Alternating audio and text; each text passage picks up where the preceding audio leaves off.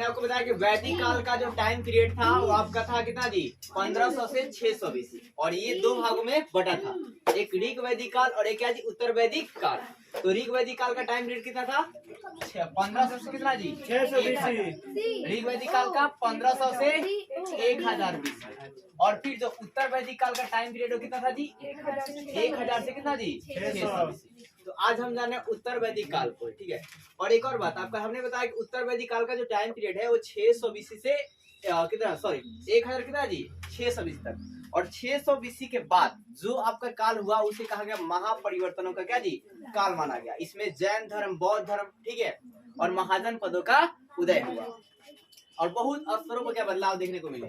तो है क्या कि 600 बीसी में व्यापक परिवर्तन हुए। सिंधु घाटी सभ्यता को प्रथम नगरीय दौर कहा गया, ठीक है ना, प्रथम नगरीय सभ्यता कहा गया, ठीक है। और उसके बाद आपका है क्या जितने भी समाज थी थोड़ा बहुत कबीलाई थी, लेकिन फिर आपको है क्या जो मतलब पूरा वैदिक काल के जस्ट अंत में, वैदिक काल क्या जी अंत में नगरीकरण का दौर जो है फिर से स्टार्ट हो जाता है।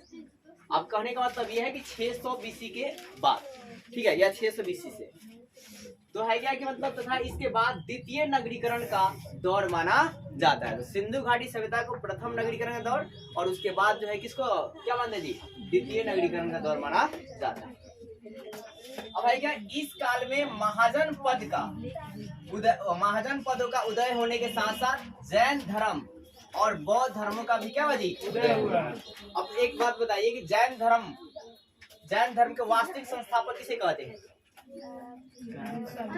महावीर स्वामी को, ठीक है। जैन धर्म का वास्तविक संस्थापक किसे कहते हैं? महावीर स्वामी को।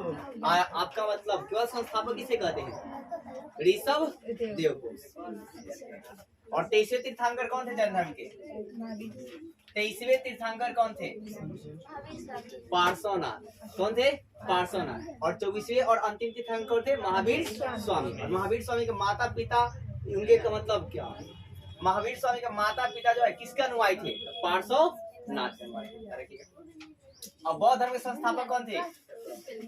महात्मा बुद्ध या क्या जी गौतम बुद्ध। अब है देखिए पूर्व वैदिक और उत्तर वैदिक काल में बदलाव क्यों परिवर्तन आया? तो देखिए सामाजिक, ठीक है, मतलब समाज में, फिर है क्या आर्थिक मतलब इनकम क्षेत्र में, फिर क्या राजनीतिक पॉलिटिक्स क्षेत्र में क्या हुआ कि बड़े स्तरों पर बदलाव देखने को मिला। मतलब ऋग वैदिक काल में इसमें क्या कम बदलाव थे मतलब, लेकिन अब जैसे आपका मतलब क्या होता है कि उत्तर वैदिक काल आता है उसमें बड़े स्तरों पर बदलाव देखने को मिलता है। और जब 6ठी शताब्दी गुजरती है तो उसके बाद और भी ज्यादा बदलाव होता है। किसमें बदलाव होता है? तो जैन धर्म, बौद्ध धर्म और महाजन पदों में बहुत ज्यादा बदलाव देखने को मिलता है।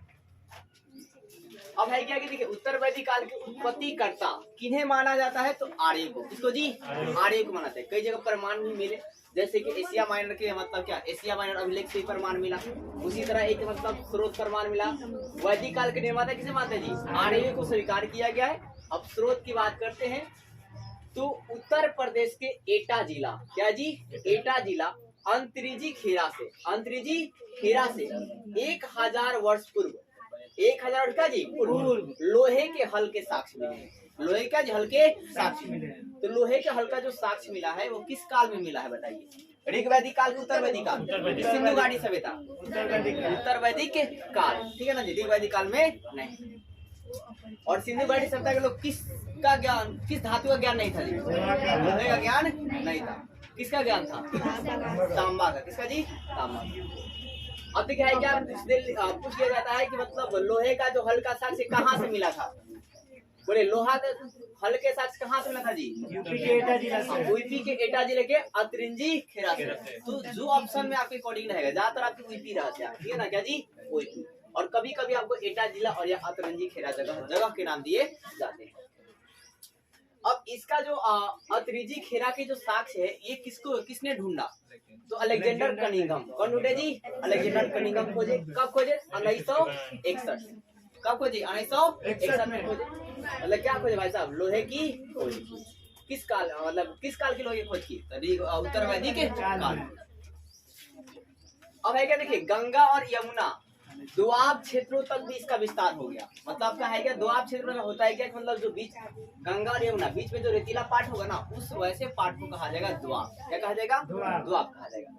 और एक और बात गंगा और यमुना मतलब है क्या कि जो विस्तार था उसको राजहिर्सी प्रदेश और मध्य देश तक विस्तार था। मतलब जो उत्तर वैदिक काल का विस्तार जो है वो किस देश तक था, तो आप बोलेंगे ब्राह्मणी प्रदेश तक और मध्य देश तक। और ब्राह्मणी प्रदेश का मतलब क्या होता है, गंगा और यमुना के बीच के जो दोआब का क्षेत्र है उसी को ब्राह्मणी प्रदेश कहा जाता है। और फिर आपका है कि मध्य देश किसे कहते हैं, तो हिमालय और विंध्याचल पर्वत, हिमालय और क्या जी, विंध्याचल पर्वत का जो विस्तार है उसे कहते हैं जी मध्य देश। क्या होते हैं जी, मध्य देश। यार अब इंडिया में जो है इसका विस्तार कहाँ तक था, तो पंजाब, जम्मू कश्मीर, हरियाणा, दिल्ली, गुजरात। पंजाब, जम्मू कश्मीर, हरियाणा, दिल्ली, गुजरात। कहाँ का था जी, पंजाब, जम्मू कश्मीर, हरियाणा, दिल्ली और क्या जी, गुजरात। और क्या, उत्तरी राजस्थान, पश्चिमी यूपी। उत्तरी राजस्थान और क्या जी, पश्चिमी यूपी में भी अब बढ़ गया भाई। कहाँ तक हो गया, तो गंडक नदी तक। कहाँ तक जी, गंडक नदी तक। ठीक है, अब हम विस्तार के देखते हैं उत्तर वैदिक काल का विस्तार। ठीक है, उत्तर वैदिक काल के विस्तार की बात करें तो उत्तर में क्या था, तुर्कमेनिस्तान, और दक्षिण में क्या था जी, अरावली पर्वत से विंध्याचल पर्वत। आप ऋग वैदिक काल में देखेंगे तो उसमें दक्षिण में विस्तार केवल कहाँ तक था, अरावली पर्वत। लेकिन उत्तर वैदिक काल जैसे अथवा क्या विस्तार बढ़ गया, ये अरावली पर्वत से कहाँ हो गया, विंध्याचल पर्वत। और विंध्याचल पर्वत में भाई साहब कहाँ था जी, नर्मदा। फिर आपका है क्या कि पश्चिम विस्तार कहाँ था जी, अफगानिस्तान तक। और पूरब में विस्तार कहाँ तक था, पश्चिमी हिमालय से लेकर पूर्वी हिमालय तक। लेकिन इसके पहले आप ऋग वैदिक काल में पढ़े, क्या पढ़े कि पश्चिम भाई साहब पूरब में कहाँ तक था, ओनली वन पश्चिमी हिमालय तक। लेकिन जैसे उत्तर वैदिक काल आया वो विस्तार बढ़ गया, लोगों की आबादी बढ़ी होगी, ठीक है, जनसंख्या बढ़ा, आर्थिक मतलब चीजें बढ़ी होगी।